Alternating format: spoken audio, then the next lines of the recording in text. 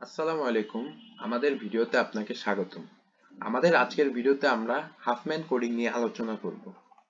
তো Huffman coding এটিকে আমরা ডেটা কম্প্রেশন অ্যালগরিদম নামেও চিনি। সো হাফম্যান কোডিং একটি বিশেষ পদ্ধতি যা ডেটার আকার সংকুচিত করে, ফলে ডেটা দ্রুত পাঠানো সম্ভব হয়।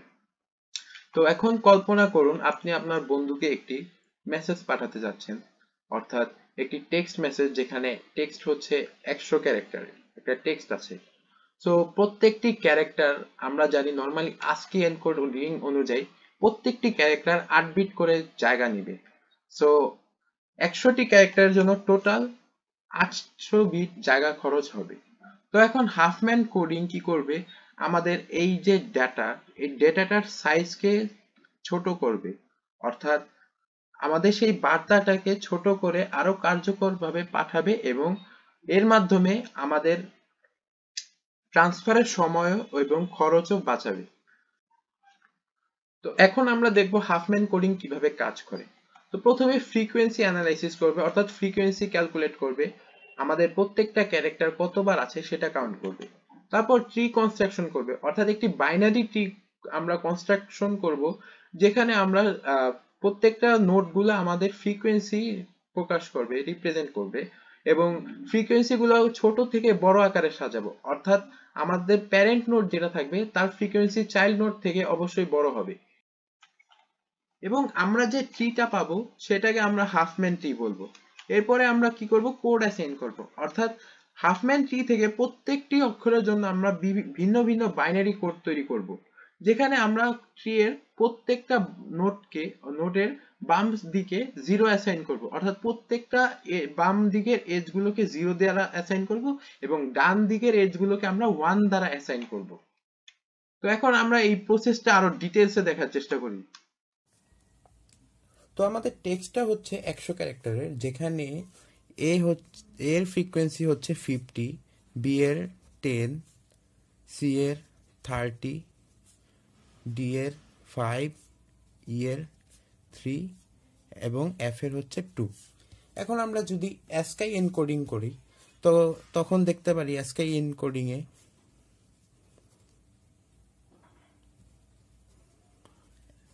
এনকোডিংয়ে প্রত্যেকটা ক্যারেক্টার 8 বিট করে স্পেস নিবে। তো এখানে টোটাল 100 ক্যারেক্টার আছে, যদি প্রত্যেকটা 8 বিট করে নেয় তাহলে টোটাল 800 বিট নিবে। তো এখন আরেকটা প্রসেস দেখতে পারি, যেখানে এখানে টোটাল 1 2 3 4 5 6টা ক্যারেক্টার আছে।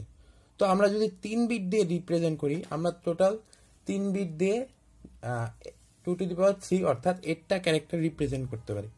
তো এই 6টার ক্ষেত্রে আমরা যদি 3 বিট দিয়ে রিপ্রেজেন্ট করি, তাহলে এ কে 0 0 0, বি কে 0 0 1, সি কে 0 1 0, ডি কে 0 1 1, ই কে 1 0 0, এফ কে 1 0 1, এভাবে রিপ্রেজেন্ট করতে পারি।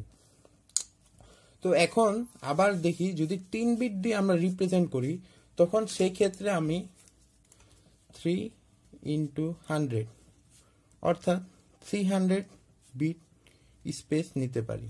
কিন্তু এখন হাফম্যান কোডিং কি করবে, আমার ক্যারেক্টারের সাইজ 300 বিট থেকেও কম করে দিবে। তো এখন দেখবো হাফম্যান কোডিং কিভাবে কাজ করে। তো আমরা এখন দেখবো হাফম্যান কিভাবে কাজ করে। তো হাফম্যানের ক্ষেত্রে আমরা প্রথমে সবচেয়ে কম ফ্রিকোয়েন্সির ক্যারেক্টারগুলোকে নিব।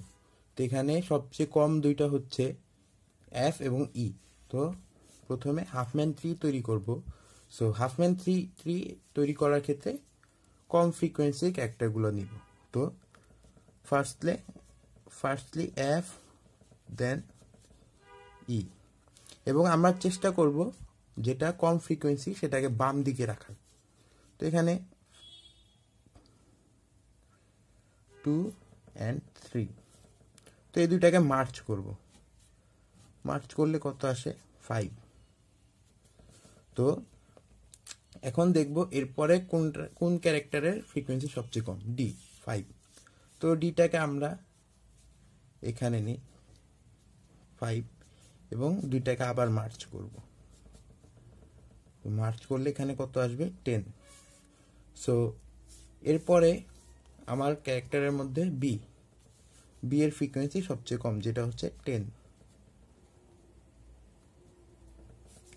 আবার দুইটাকে মার্চ করব, মার্চ করলে কত আসে 20। সো 20। তো এরপর সবচেয়ে কম ফ্রিকোয়েন্সি কার, সি এর 10। সো যেহেতু আমরা বলেছি যে কম ফ্রিকোয়েন্সিগুলো ডান দিকে রাখার চেষ্টা করব, সো কম ফ্রিকোয়েন্সিগুলোকে বাম দিকে রাখার চেষ্টা করব। সো সি কে আমরা ডান দিকে নিয়ে যাব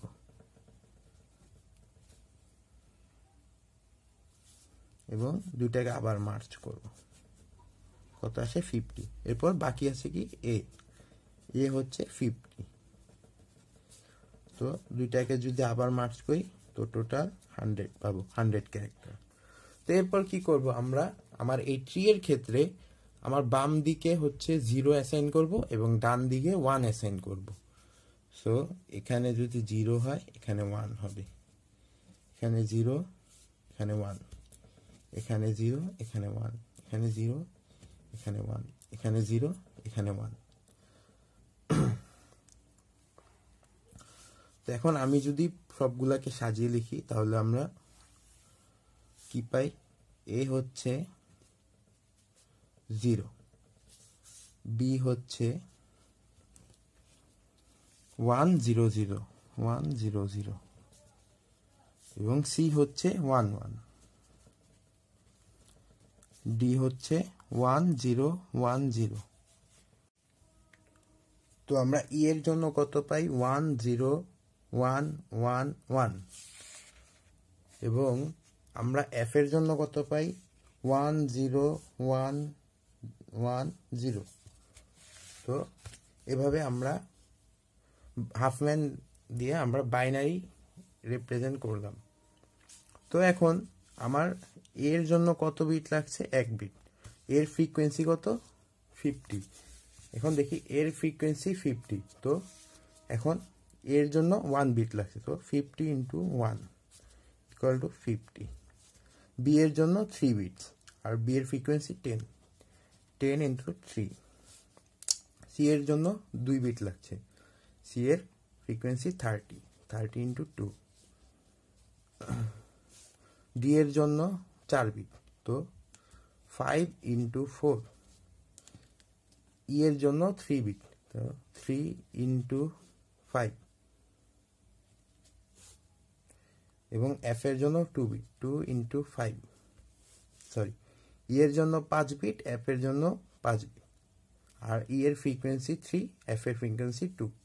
সো টোটাল আসে 30 60 20 15 10। তো এখন আমি যদি টোটাল যোগ করি তাহলে কত আসে, 185 বিটস। সো হাফম্যান ইউজ করে আমরা দেখতে পাচ্ছি আমাদের বিটের সংখ্যা কমে গেছে। এর কারণ কি, আমরা হাফম্যানে সবসময় কি করি, যার ফ্রিকোয়েন্সি যত কম তাকে আমরা বেশি বিটে রিপ্রেজেন্ট করার ট্রাই করি এবং যার ফ্রিকোয়েন্সি সবচেয়ে বেশি তাকে আমরা সবচেয়ে কম বিটে রিপ্রেজেন্ট করার ট্রাই করি। এভাবেই হাফম্যান কোডিং কাজ করে, যা ডাটা কম্প্রেশন করতে সাহায্য করে। তো আমরা হাফম্যান কোডিং করার পর এখন দেখতে পাচ্ছি যে আমাদের সাইজের মধ্যে কতটা ডিফারেন্স। যেখানে প্রথমে ছিল 800 বিট এবং পরে হয়েছে 185 বিট, অর্থাৎ এটি ডেটা ট্রান্সফার এবং স্টোরেজের ক্ষেত্রে অত্যন্ত কার্যকর। তো হাফম্যান কোডিং এর একটি সহজ উদাহরণ আমরা দেখলাম, অর্থাৎ আমরা দেখলাম কিভাবে এটি ডাটার আকার ছোট করে এবং আমাদের বার্তাগুলোকে আরো কার্যকরভাবে কিভাবে ট্রান্সফার করতে পারে। তো ধন্যবাদ ভিডিওটি দেখার জন্য। ভালো থাকুন এবং সুস্থ থাকুন। আসসালামু আলাইকুম।